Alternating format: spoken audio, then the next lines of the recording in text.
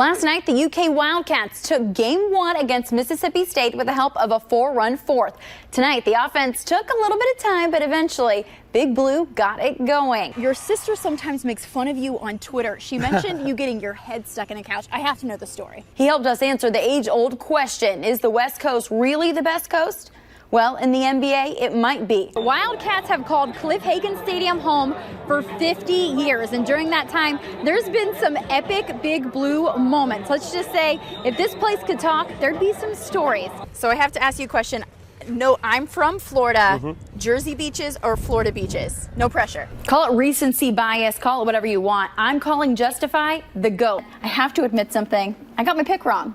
No, well, I think we all did. Well, the season might be done for the Wildcats ball club, but before you start thinking about next season, Big Blue has to get through the MLB draft. On the mound for Kentucky tonight, it's right-hander Sean Jelly. The SEC Pitcher of the Year is normally the first guy in the weekend rotation, but since the Cats haven't won an SEC Game 2, it's nice to have their ace on the mound. Might give them a chance to even the series.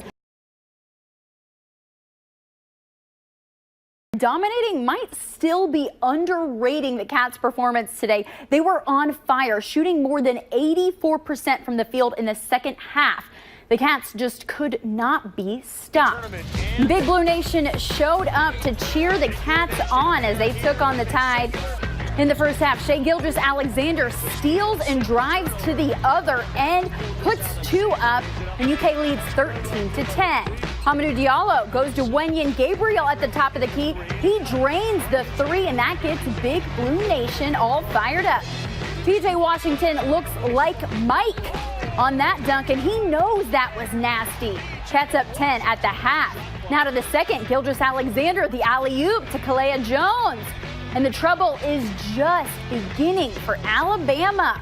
And that's because of this guy, Wenyen Gabriel, who could not miss. That's his 3rd and now his 4th bucket from range.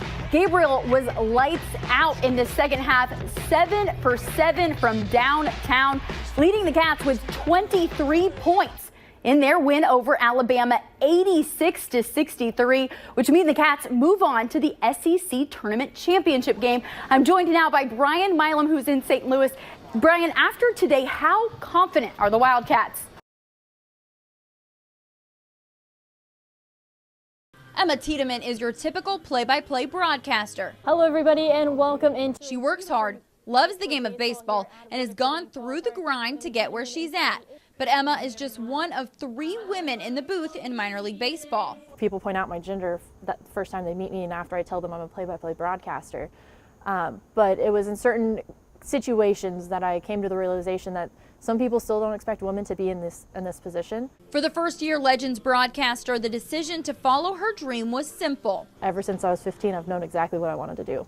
That's because at 15, Tiedemann's grandfather encouraged her to put on the headset alongside him. Welcome to World Class Championship Wrestling from the sport. You might know Bill Mercer as the former voice of World Class Wrestling, but to Emma, he was her tutu and her teacher. He called her up one day and asked her to help him score a women's basketball game, and a broadcaster was born. Then he said, well, by the way, here's an extra headset. If you want to say something, then feel free. It was all his ingenious idea. It wasn't until the summer between her junior and senior year when she took a job calling baseball games in Alaska that Tiedemann found her passion for America's pastime. Soto jogs back, but he waves this one goodbye. Over that course of that season, I fell in love with the sport. Like you said, it's more than just a game. There's so many different strategies and stories that go into the game that kind of made it very, very special. Prado, though, one of the 5 19-year-olds for the Lexington Legends. And while there aren't many women in the baseball broadcast booth, Tiedemann had a support system that taught her to go for her dreams. Her grandfather in particular taught her nothing mattered except her work ethic. He never viewed me as a female, as a broadcaster. He viewed me as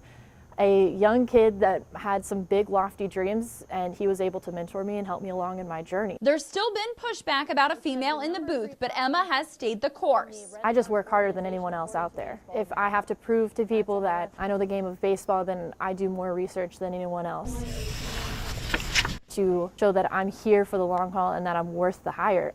Kailey Mizelle, And it's a liner into left field. Fox 56 Sports Extra.